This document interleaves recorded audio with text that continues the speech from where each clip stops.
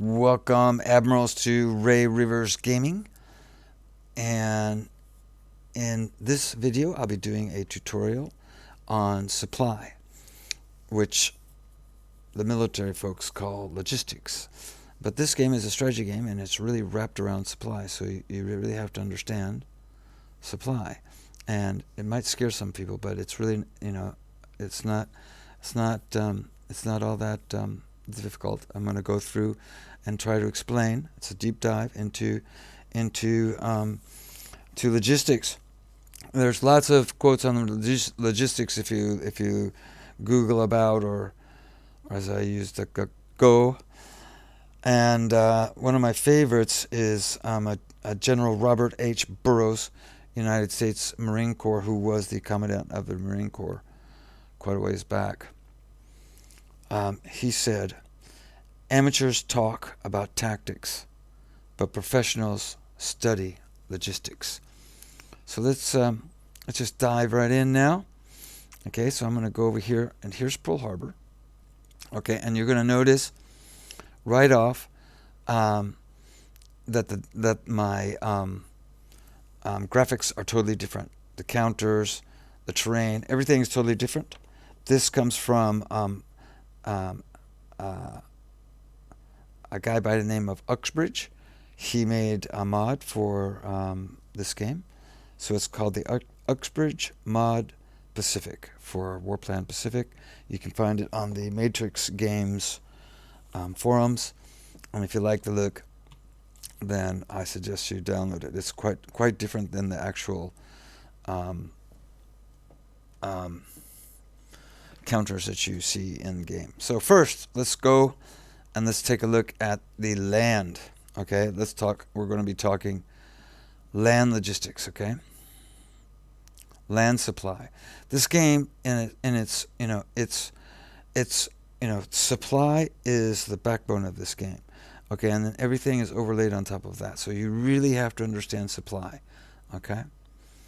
And I could understand how a lot of folks who are used to playing games where you just move counters around, they look at this game and they go, what's going on? I don't understand this. And that's the whole reason that I'm doing this, is so that people can get an understanding of how supply works. And then when you take on the whole theater of the war in the Pacific, okay, it takes on quite a realistic way of interpreting the war, okay, in a game. So again, let's get into it. Okay, so first we're going to turn on this supply so we can see what's going on in the supply. Okay, so lots of icons, and I'm going to discuss, first of all, we're going to discuss some icon stuff. Okay, so these are roads, all right, and these are supply centers. Okay, the things with the hexagon with the green, they're supply centers. And what you'll notice is that along the roads, all the hexes have a supply number, and the highest is 9. And we'll go all the way down to 1. So what you see is there's a big gap here between these two roads. And yep, look at that, there's all these 1s here, okay?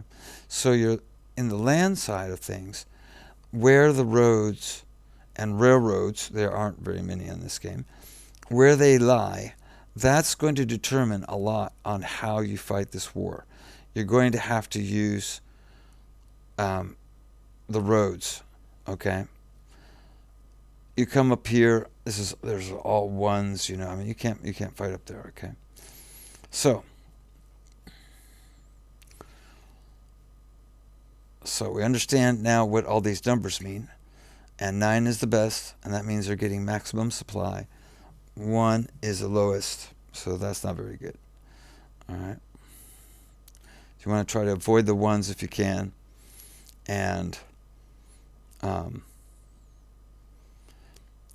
stay in high supply areas. Now you notice right here, you see these red things, these red hexagons. Okay, with like these working tool thing in here. That means that these hexes are being repaired. Okay, And what you find on the Japanese side is they also have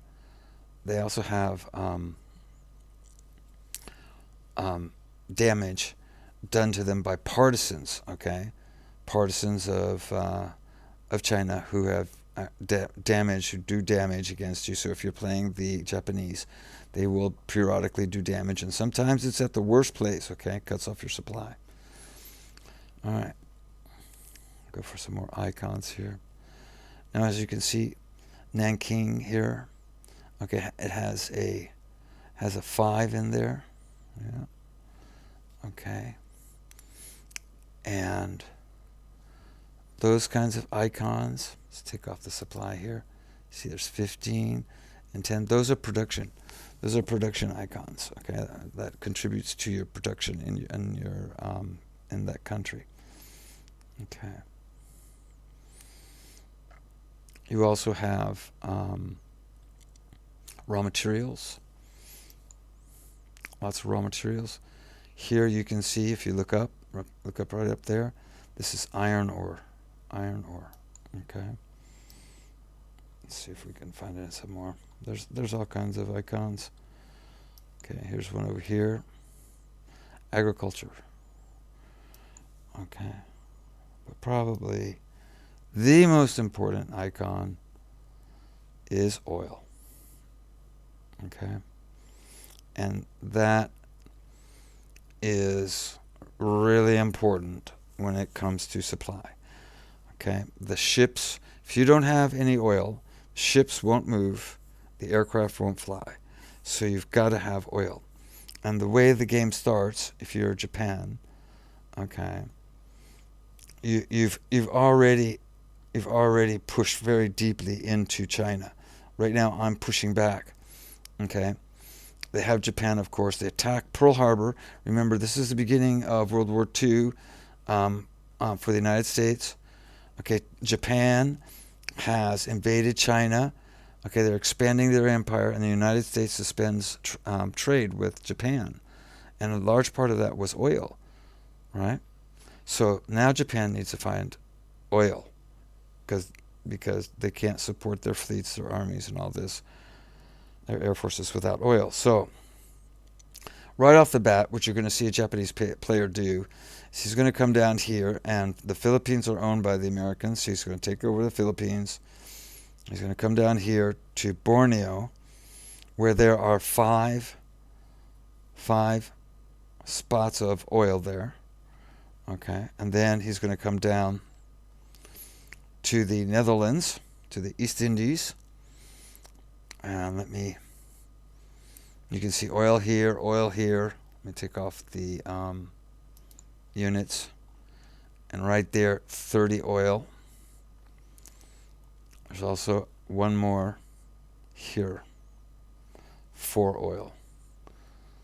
Unfortunately for Japan, we've taken that away from them. Okay. All right.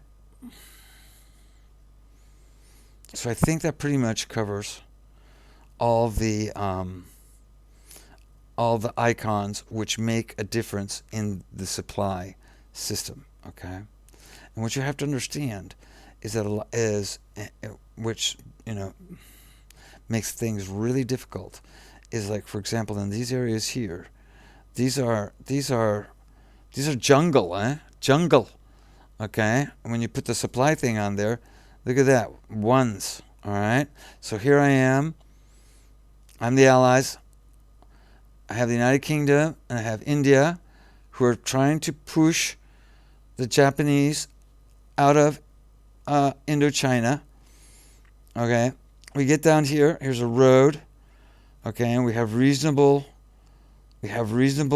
supply, but look, and then it turns to 1. Okay, meanwhile, this guy here, he's sitting on a port. Okay, and so we can see these little icons here. These are ports. All right, and since the Japanese own all this ocean in here, they have this, they have islands. They own this, okay? Supply flows quite freely to any port. All right. So what I tried to do and to get around this problem, because I was just banging my head on this. This is my first campaign, so I'm way behind, I think, in my progress. But what happened was I still owned a couple units down here, and what I started to do was I took my Indian troops and my British troops and I brought them down here, and then we marched up, and then we come up here. Okay, I thought I'm gonna cut those buggers off. Okay, but guess what? Here he is with a harbor, so all of these guys are supported, and no matter how many times I attack them, still doesn't make any difference. Okay, same thing here. I've got two really, really good units. I can probably take him out. Okay, but the reason for that is that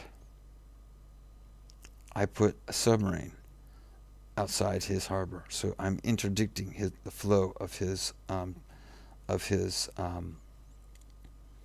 supplies. So now supplies are not flowing to him.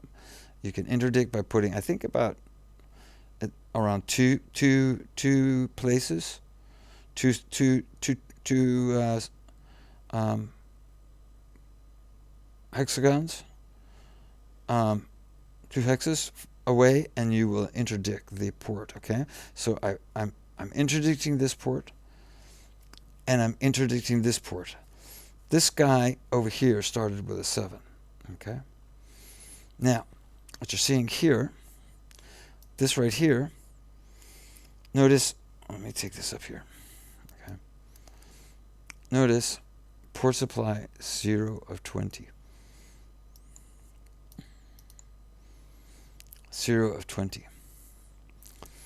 Okay, but if I come down here, this one's got 110 of 20. 110 of 20. And I think what happened there was that because I was bringing all my troops in here and then moving them really quickly, I was gobbling up all, and fighting the Japanese at the time. I was gobbling up all the supplies, and now all the supplies are gone. All right, so same goes for down here. I have troops down here.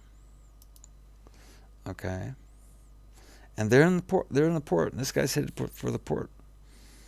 Okay, but they have no supply because there's no way for British ships to supply this area over here. There's no way for anybody to supply this area over here because the Japanese own the water. Okay, you're over here. You're on the outside. Okay, and so getting in here is going to be tough. Okay, so I think that pretty much covers the land side. Okay, there's one other thing, which if you're used to playing WarPlan, if you played WarPlan, this is a nice feature that they have. You can buy trucks to help the efficiency of your units. So now when you look up here, what you see is that your unit has an effectiveness number, okay, and an experience number. Experience, of course, based on combat. Effectiveness, okay, effectiveness. If you go out of supply, effectiveness starts dropping like a rock, okay. And so, notice I got 93 of them, okay. That's a lot, okay. And see, these guys are 98, 92. If they're in the 90s, I mean, you're golden, okay. But look at this guy, and he's got 86. He's got 93. How about this guy? He's at 74. So now watch these numbers here, okay? Attack, defend, rugged, 333. Now I'm going to expand a truck on this guy, all right? And remember, 74. And there we go. He went up by 4% on his effectiveness, but it wasn't enough to help his attack numbers, okay? Let's see down here. Here's another guy. He's got 100%.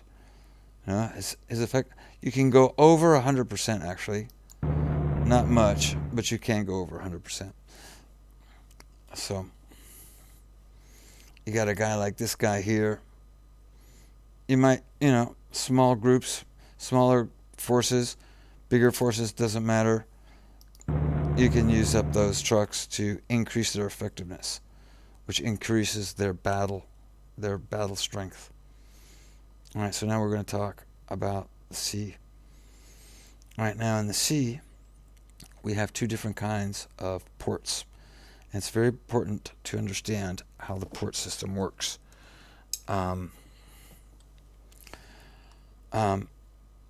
Remember, we saw these icons, right? And these are ports. But if you turn on the supply, then you see another icon. And this is this yellow circle here, okay? And just like these green hexes are major supply hexes for the land, these circles here are major supply hexes for the sea.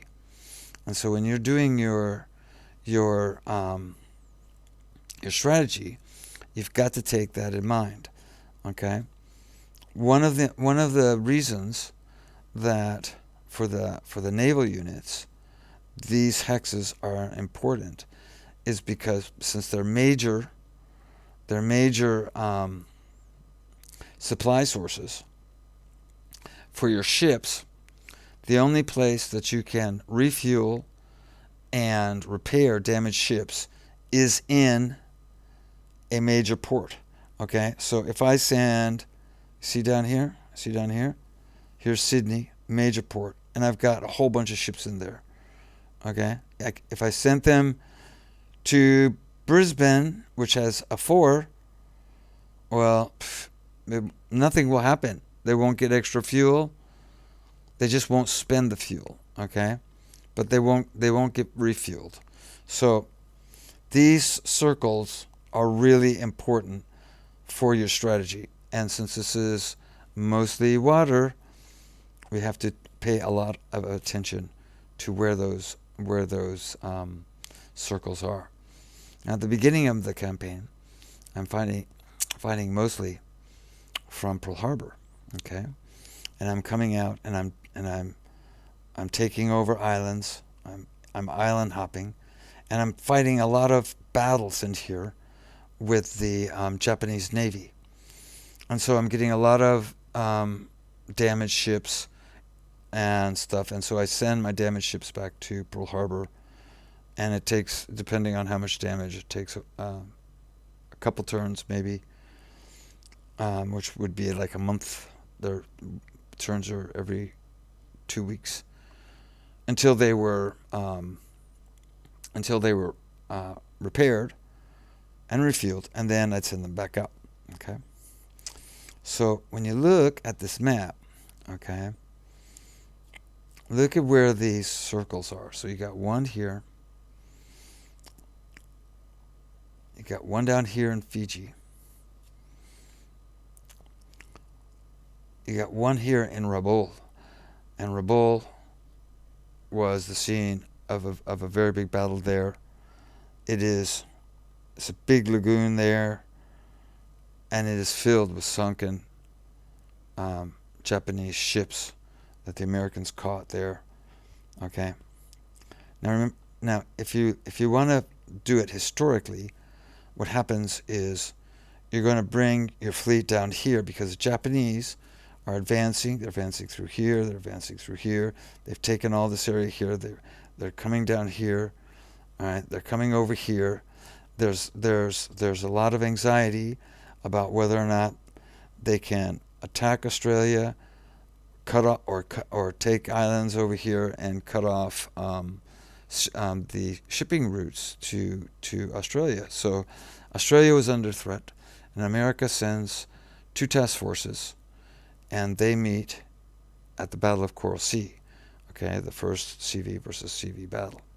And then you begin with the Guadalcanal campaign, okay.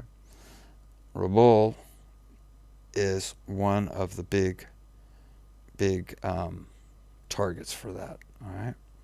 So you want Rabaul. All right. For me, so I'm fighting it out over here, and I finally get over here to Truk. Okay. And now I have a major port which will repair my ships and refuel my ships here. And this is really important because now instead of staging all my ships out of here and fighting and having to refuel them or send them back or whatever, and so this is basically my base of operations. Now I can move my base of operations to Truk. Okay? And that will allow me to move forward towards the Philippines. Just like if you take Rabaul, you're going to be able to take all these islands and then start to work on places like Papua New Guinea. I remember what I told you about the interdiction. Okay, they only have so many ports. You blockade the ports, and these guys are just going to just start melting away. Okay, and so you won't have a huge fight going in. As you can see here, because of the jungle and all that, very quickly the supply drops off. So you don't want to be fighting the jungle versus guys who are getting resupplied. Okay, so what you want to do is you want to cut them off if possible in the larger areas. You want to blockade them, let them suffer, and then bring in your troops and mop up, essentially. Okay, so for the naval side, these naval supply centers are going to guide your strategy, both for the Americans and for the Japanese. Okay. So remember what I told you. So here I am, and I'm fighting all these battles here. Guess what the Japanese are doing? They're using Truk. So here's their base of operations. Here's my base of operations, and we're fighting all these big battles right in this area here, right? With our carriers and all that. Okay. So let's move on. So we talked about interdiction, and it just takes one unit, okay, that is placed outside of port to interdict the land forces, stop the flow of supplies coming into the land. Okay, now this guy here right now, he's at 3. Okay, and what happened was I surrounded him and I attacked him once, and then I said, whoa. After the next turn, he was just right back up. Okay, he is at 7 strength. This guy's going to resist me forever. Okay, it's banging your head against the wall to attack this guy. Okay, without blockading him. You blockade him, and he is in a world of hurt, and his supplies and all that, he'll just slowly lose effectiveness. Okay, now I've got this guy over here. To set up this tutorial, I moved stuff around, went ahead like almost a month from my real game, just so I could set certain things up. Okay, and this is about the situation where it was about a month ago. Okay, so anyway, he's there, and I'm just waiting for these guys to start dying of hunger, more or less, and then I'll attack them.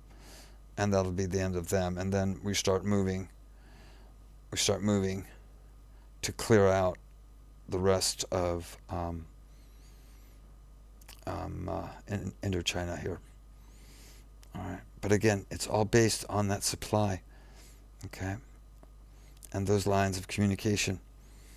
See, I'm starting to work on these lines of communication. I'm not getting any port supply. Okay, no supplies coming in here because no ships can get there.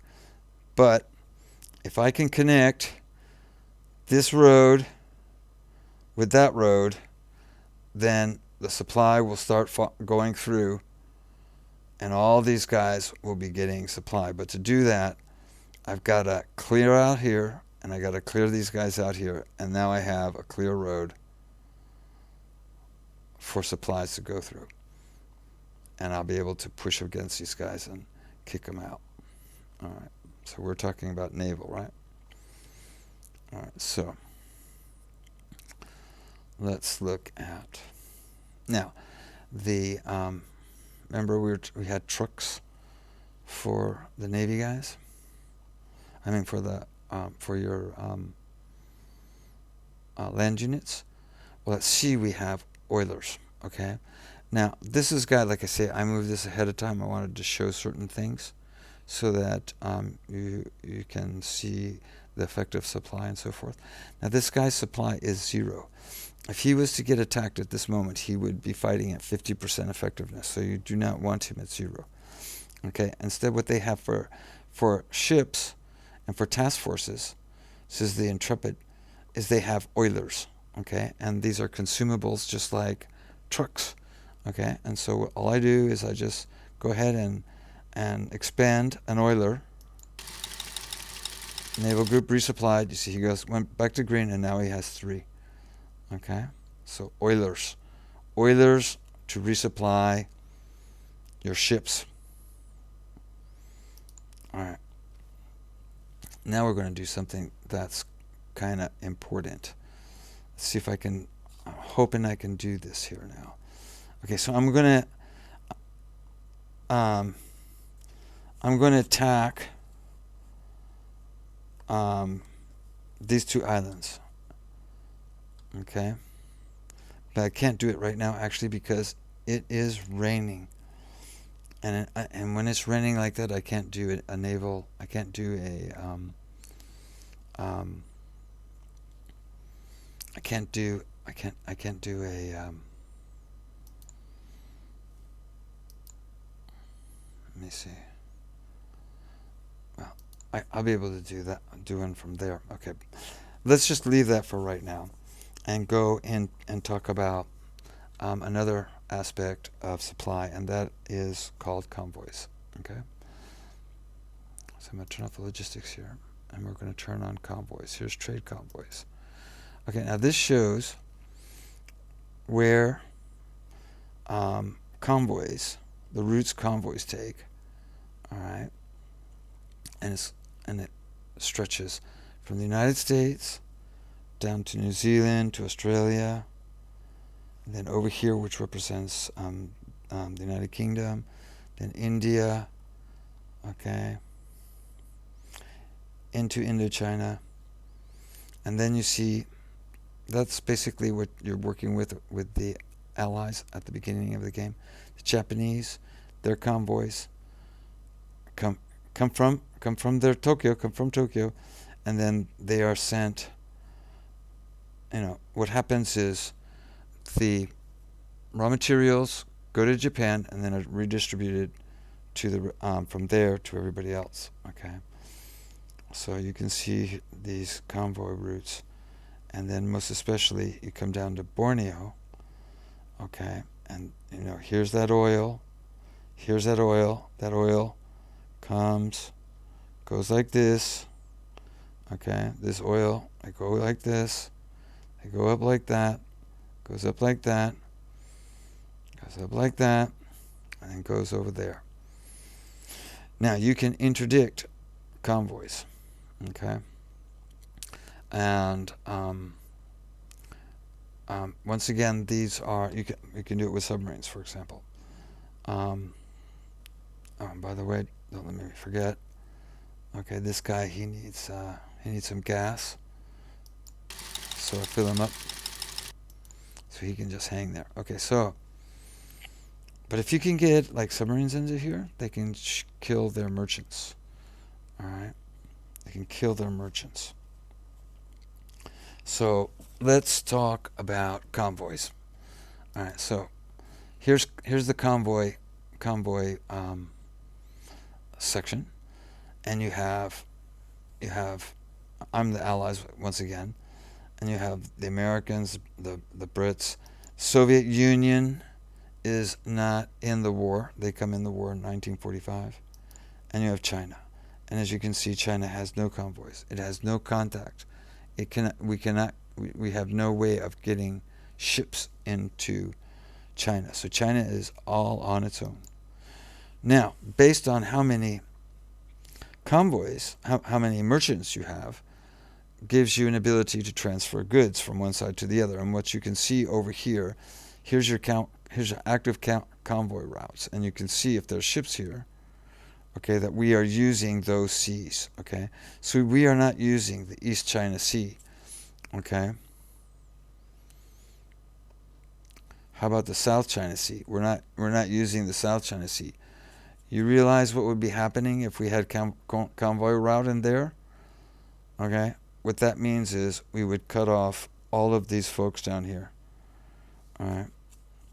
All right. You have escorts, which you can assign to convoy routes. And as I understand, the only meaningful number here is 10.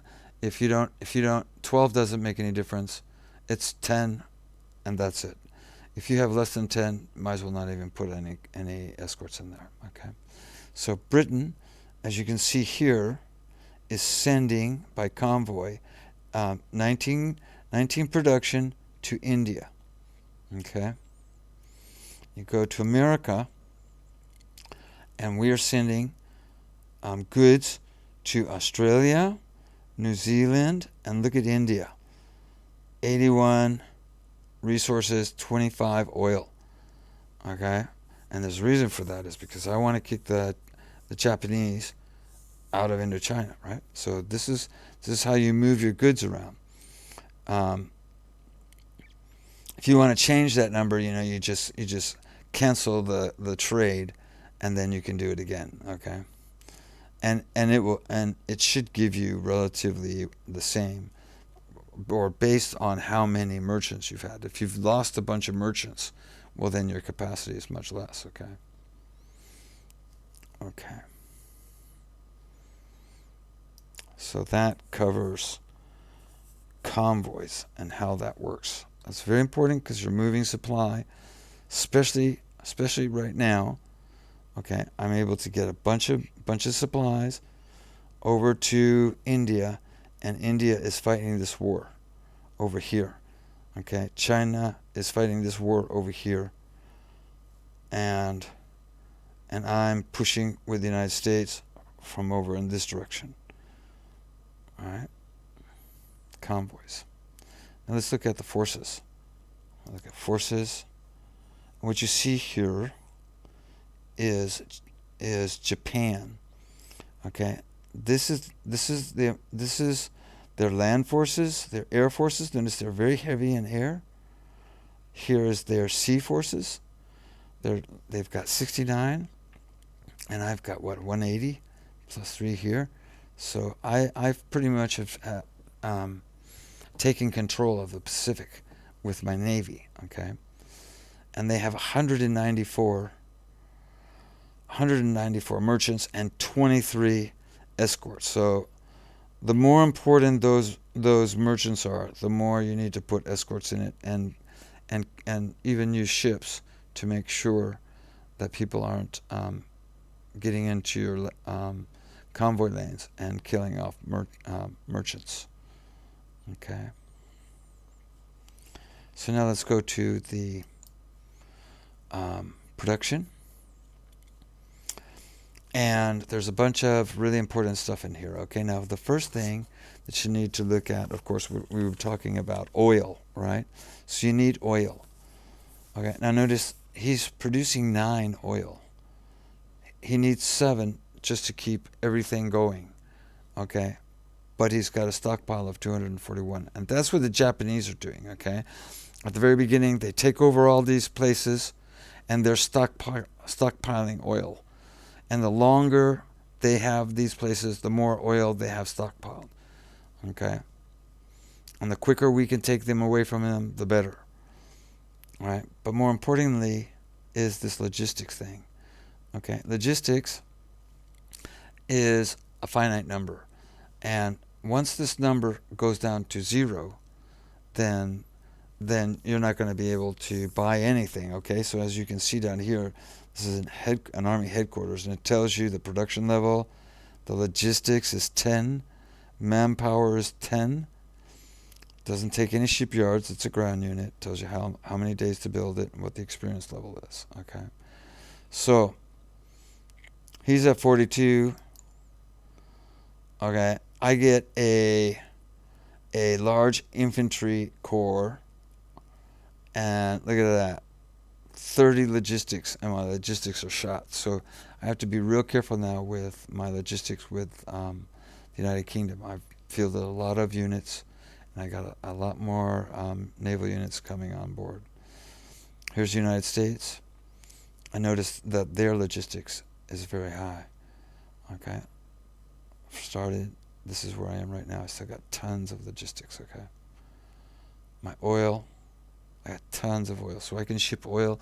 I can give oil to whoever I want. Okay, in my convoys. The other ones start to get a little bit more difficult. They have, you see all these nations. You go, how am I going to control all this? Well, it's not all that difficult, really. This is China. You're mostly building infantry armies. Okay, they're at 234, so takes a while to build up. Okay, and right now, with 89 production and 88 upkeep, it means that they're not stockpiling very much. All right. Still, the logistics are quite high, and they have a lot of people. All right. Australia, again, the logistics aren't the greatest for Australia, so they can make some stuff for you, but don't expect them to be a really big player. Same with Canada. Notice Canada, it has 20 shipyards, and it has logistics of 19. Okay, we're going to get back to this in a minute here. Here's Communist China. The logistics now is totally gone. Okay, there's absolutely no reason for me to even be thinking about buying anything from them. So this is reinforcement. I just keep it up as high as possible. All the production is going into reinforcing my troops if possible. India, big player. And there's New Zealand, and once again she's limited by logistics and by having no shipyards. And so we're going to return to this in a second, okay? But let's move on to the next part that's really important here. I'm going to go over here to America. This is support pool. Okay?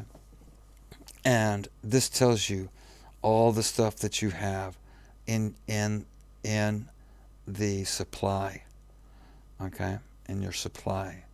It's very, very important stuff. You have to pay attention to this. All right? And especially if you're playing the Allies, and you have to plan ahead for what you're going to do in your campaigns.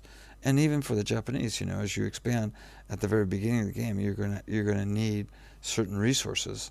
And so you need to plan ahead and buy the stuff that you need to do amphibious assaults and so forth and so forth. But let's take a look at the support section here. Okay, and here's all the stuff. And you can see here, transports,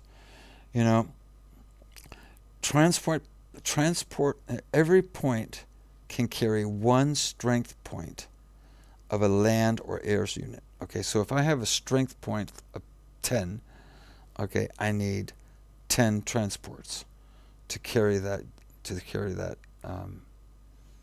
unit by sea. Okay, and that's those numbers are reflected up there. And notice I have 30 in use. Okay, landing ships. Now these are used. These are landing craft. They're consumable.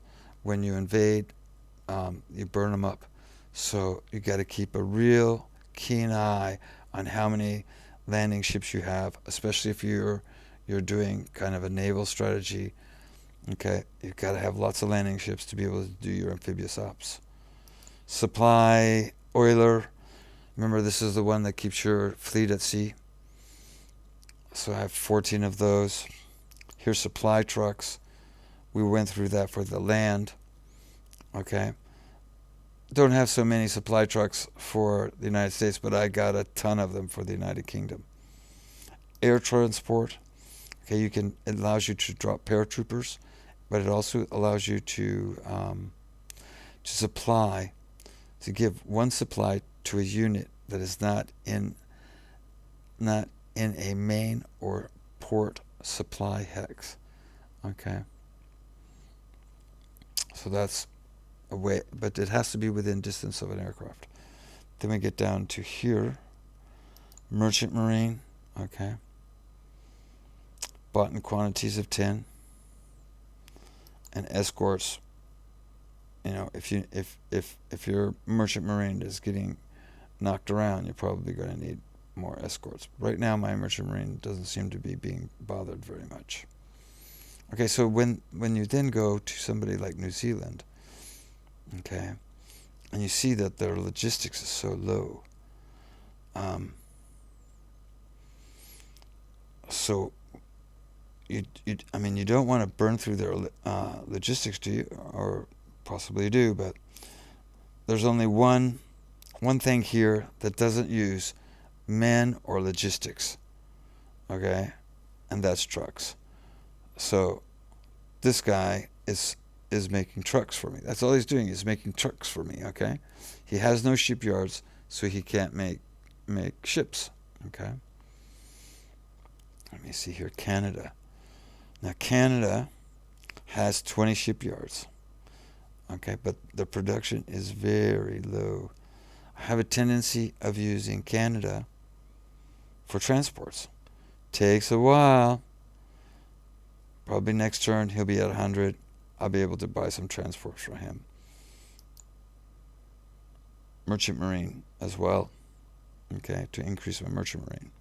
All of these folks are, their numbers go into the United Kingdom. All right. So again, like I say, handling all of these countries isn't really so difficult. You think it's difficult when you look at it, but it's really not. Okay. All right. So that covers the production, and we're just about finished here. And now what I want to do is I want to try to show an invasion, but this invasion over here, I was going to invade here, but it's raining, so I can't, but I think I might be able to invade over here. It's not raining here, okay? So what I'm going to do is, first of all, what I'm going to do, since I'm going to come down here, let me see, what do I got here? That's the Intrepid. I'm not after her. Who's this? Okay. This is one of my big battle fleets, okay? So we're going to be down here. So I'm going to send my big battle fleet down here so that it can guard this operation. And then we're going to take this over here. Okay, let me move this. This can be... This is, I believe that the designer of the game is looking at changing how many ships can be in task forces, limiting them down to 6, which I think is a good idea, because look at all these ships here. You see he's got this Austrian Corps here. So what you can do here is you unselect these guys. You say, okay, I want him. I've got a carrier over there already. So I'll take one, take a couple, take 3 battleships, because they will be able to support the amphibious landing with naval gunfire. And then I take this guy, okay, and we go there, okay. Now the naval guys, the way they move is they have 2 operational points. And what you can see here is based on how far you move. See, this is all 1. Yeah? This is all 1. You go to here and it's 2. So it uses up both of your operational points, okay? And with operational points, so let's see, let's put him there. Okay? So he just used both of his operational points. He can't do anything else. With the operational points, you can either move to long distance, use up both of your operational points. You can use them to move and attack, or 2 attacks, or an attack and retreat. Okay? Okay.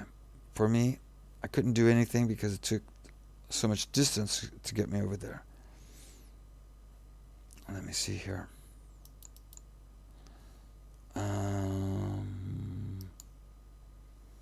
He's at 10 range, so he's not going to be able to support this attack. It's a long-range bomber. See, before in this big fight over here, I had a bunch of bombers who were also supporting me. I have a tactical bomber here. Okay, I have a strategic bomber here. Okay, he's a strategic bomber. What is he doing here? He can make it here, so I'm going to send him down here so that he can support this attack. Okay? And now we're going to do an invasion so that you can see how the supply works in the invasion part. So now it's the AI's turn, and who knows what's going to happen. Like I say, I advanced through it, 3 or 4 turns, trying to, barely playing it, just so I could set up some stuffs for you guys to see. This is this will be the last thing, and then we'll be finished. We'll do a quick summary, but I want to do an invasion so you see how it works.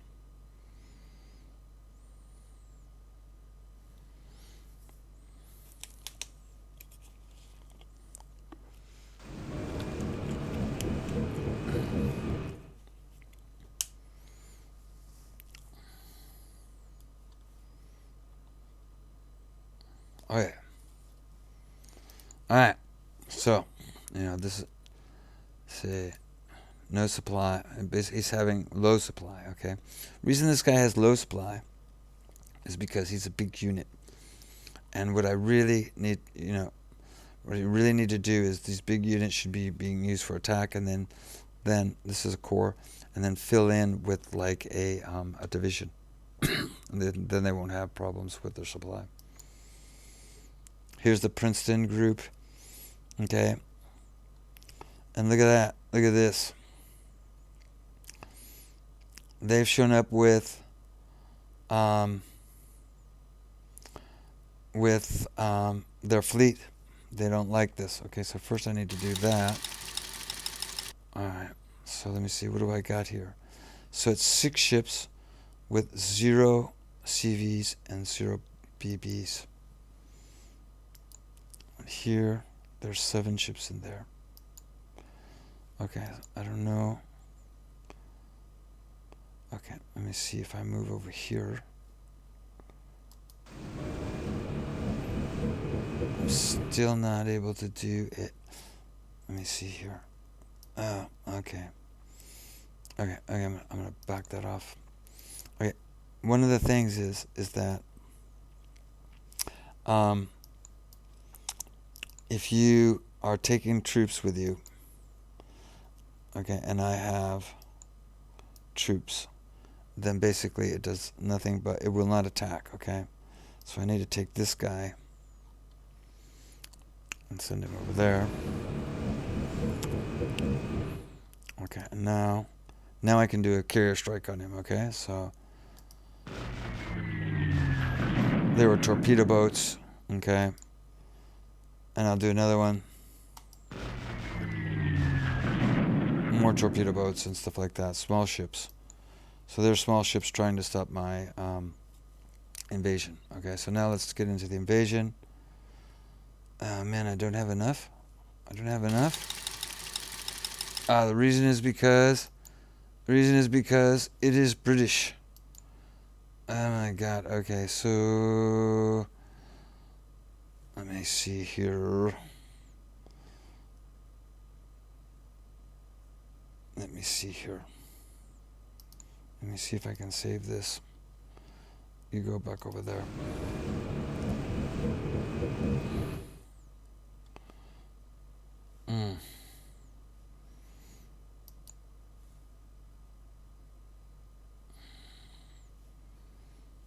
Let me see if I can save this so I can show you. But because this is kind of important.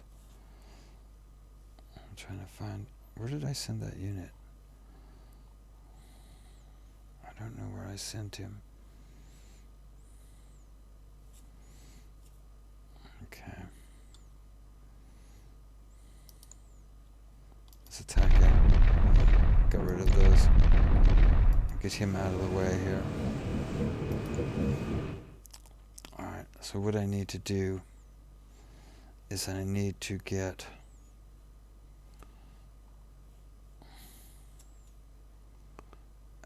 where did I send that unit? Always happens to me when I do things on the fly.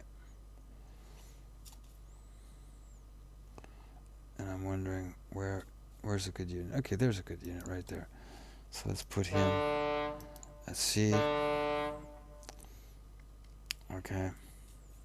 And unfortunately, we're going to have to go... no.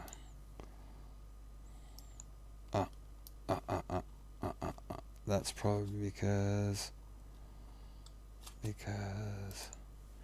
he's a part of a huge group here.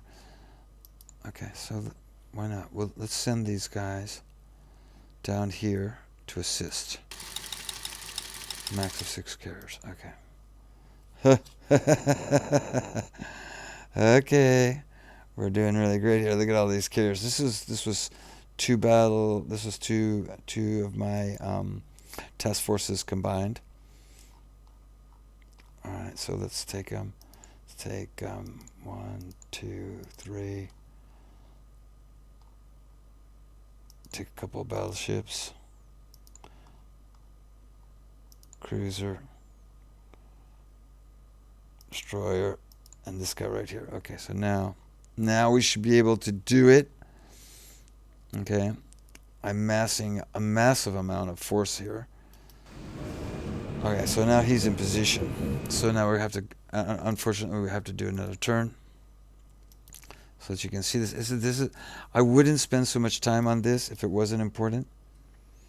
But it's important to know how resupply works when you do an invasion. It's not difficult. You see, so those Japanese guys came out and my aircraft carrier destroyed them.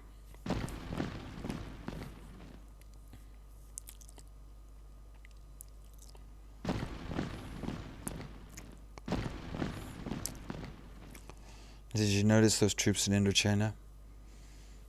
They're just melting away.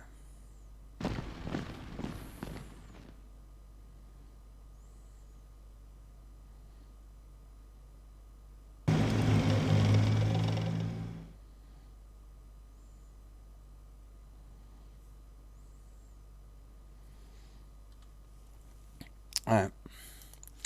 Just go through these real quick again. Yeah, probably the same. Okay.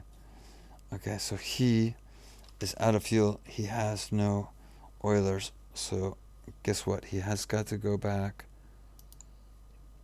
He can either go to truck or he can come down here. I'm going to send him down there.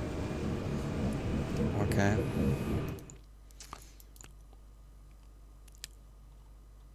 Okay, he has no fuel. He's having supply problems, and you see the little red thing there, right? And that's because he's such a large unit. Okay. Once see, he's got 26 of 30. Once you've invaded, then you need these bigger groups for attacks, and then fill in with, like I said, with other smaller units. Okay, so I'm going to give this guy some fuel, and notice that he's got the Americans have earned a specialty. Alright, yeah. Alright, and so this guy also, he needs fuel. See how quickly I'm running through fuel? But look at these guys. I mean, these guys they're just melting. Okay? Now they're just really melting. I don't know, what's the attack level in there? There you go, you see? And now I'm going to be able to just massacre these guys.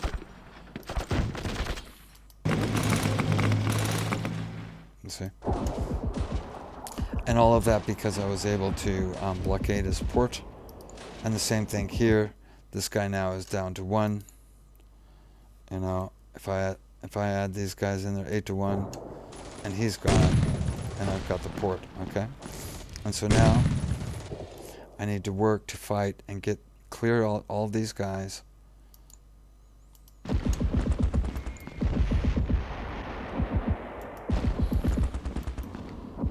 And you see now I've connected up this road.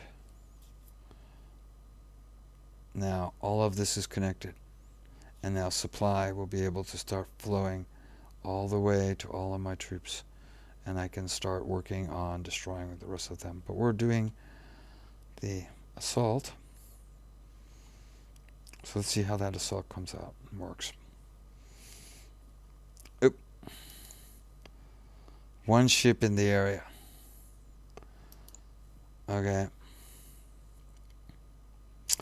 Now you see, what I do is I give my carriers the screen thing. So what I'll do is I'll find a carrier, and then I'll give it the screen bonus, which is +4 anti-air. We're not going to bother with this guy for the moment. Okay, what we're going to do is, you see here, here's my core. I want to attack him, so I'm going to show the invasion hex, which is right there. Right click on there. Okay. Okay. And there's my unit ready to assault. So I go ahead and assault. Look at that, 7 to 1. And he just gets wiped out, unfortunately for me. Let me see here. Okay, normally if the attack doesn't go home and you need supplies, this box will open up here, and you click on it, and the price of that is an operational point. It doesn't come out of supply of any sort. So this guy is taking over this island. All right. I'll take that back. What happened there? Why didn't? Well, let's see. Is he carrying troops? No. So, and he's got 2. So there we go, carrier strike. Okay, so what I'm going to do is I'm going to say, okay, wait a minute here. Take away my carriers. And I'm going to say, oh, I still got carrier strike listed.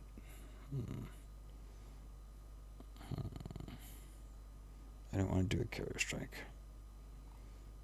I shouldn't be doing a carrier strike, actually, because I don't have any carriers listed.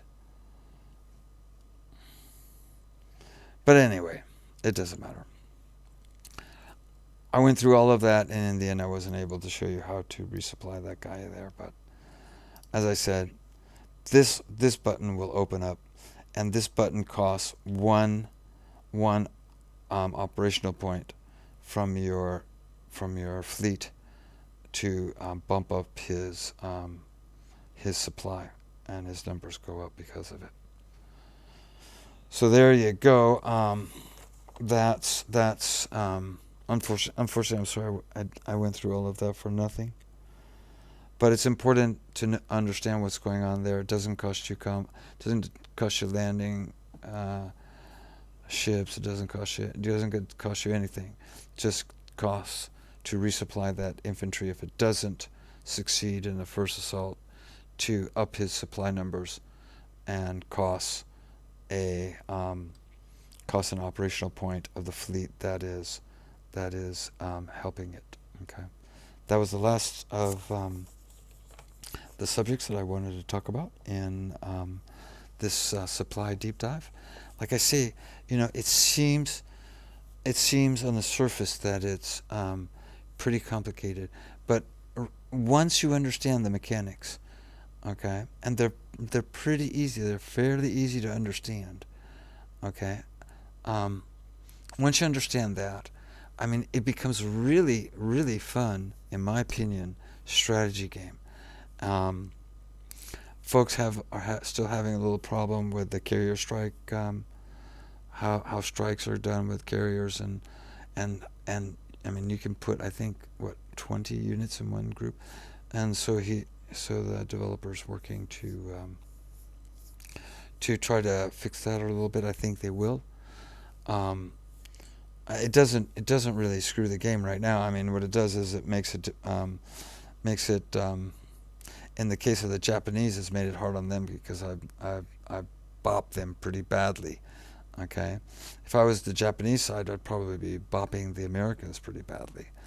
All right, so, but it's a fun game. Okay, it's a fun game, but you have to understand the supply system to be able to actually even play the game.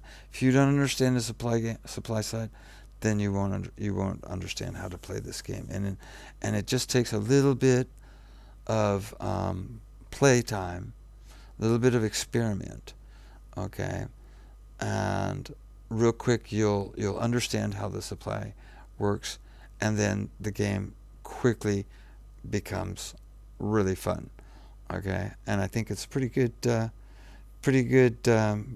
game.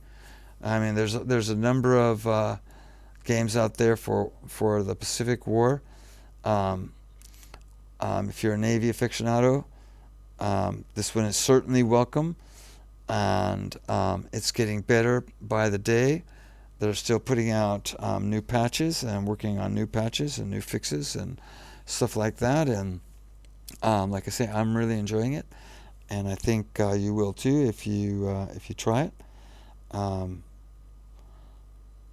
But like I did my first impressions, my other video on the carrier battles, and now this one on supply. The whole reason I'm doing this is to inform the folks, anybody who wants to watch my videos, which is not very many, that this is how it is. This is how it works. If this is your kind of thing, well, hey, if you're not playing this game, you haven't gotten this game, you're probably missing out. If it's not your kind of thing, well, that's cool too. That's what I'm here doing. Is I'm here to inform the folks watching my video, and hopefully you found it informative. I thank you for watching, and until the next time, you all take care now.